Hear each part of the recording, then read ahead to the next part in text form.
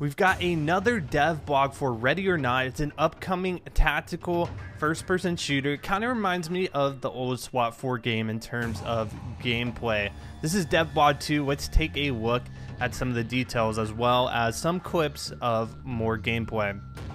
Features: UI. Contemporary UI design seems to be intent on focusing the player to drag their focus around the screen unnecessarily. Instead of their focus being on their surroundings and situation, we aim to fix this with the inclusion of our intentionally named Swiss Army UI. This element provides the player with information such as player speed, orientation, lean direction, weapon control, and 2 pop-up radial menus. The aim of the SAUI is to keep the player's line of focus vertically centric with the crosshair while not obfuscating view. Below we have some GIFs of the current iteration of the SAUI in action. So this is kind of cool. It shows where the character is leaning. You can see that on this right portion with the circle, as well as clips. These look like clips for the gun. You can see the ammo count dropping as well. Just a cool little preview of that feature. Environment reaction. New video effects. Impact effects kick up long-lasting clouds of dust. Bullet ricochets, spark and sputter. Guns kick up particles when fired close to objects. And we've added in parallax occlusion mapped bullet holes for relevant materials. These POM mesh impacts add an extra level of punch to your weapons, giving the illusion that your rifle is yanking out chunks of wall with every shot. We're very happy to have implemented this, as it is an underutilized technique. So you can see the impact, it looks like of an explosion or a bullet. This looks big enough to be some type of explosion. It's taken out a chunk of the ground here. Below, an officer fires into a set of various material to create a cloud of matter. This showcases how the individual particle effect works together to provide greater visual feedback.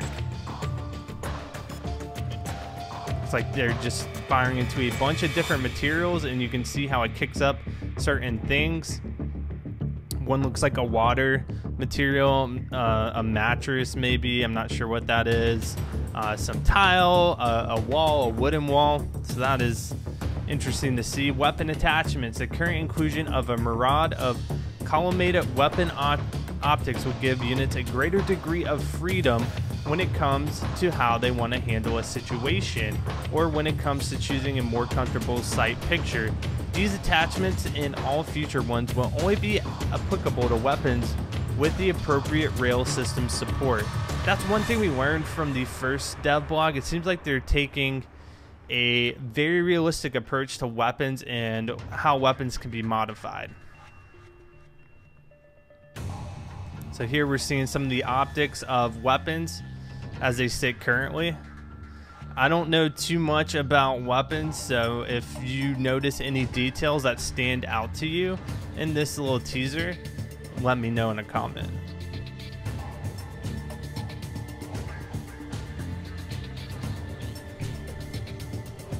Projectile Dynamics.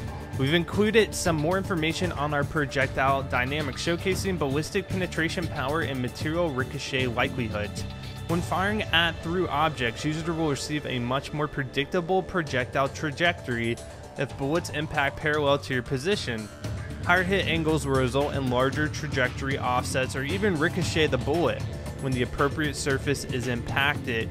The aim is to make combat more frantic and unpredictable when an officer misses his shots, ensuring players considered all options before they engage. So here you can see how different angles of the material affect where the bullet goes. When the doors close in this left side of the image, you can see a fairly straight shot, but when the door is slightly ajar, you can see multiple possible angles the bullet could go. And if there are hostages in the room, you want to have extra consideration for that. Patch customization. Players can now assign an image to their officer's shoulders by entering any valid URL.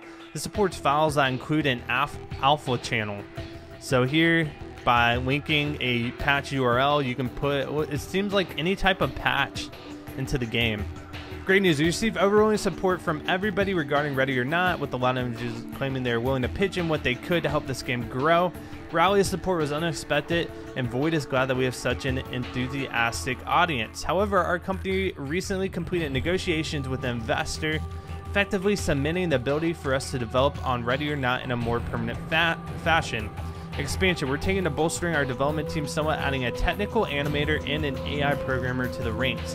While we're still sorting things out, the plan is to speed up development even more than before so we can get this title to our audience faster. More information will be posted on the next dev blog.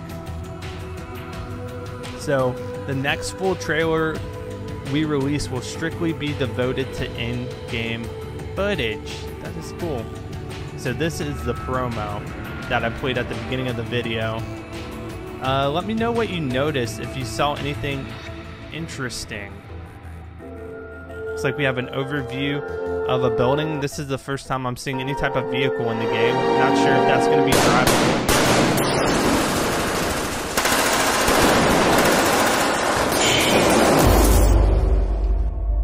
And a lot of shooting. Also at the end of the trailer, you see this creepy looking hostage, it seems like.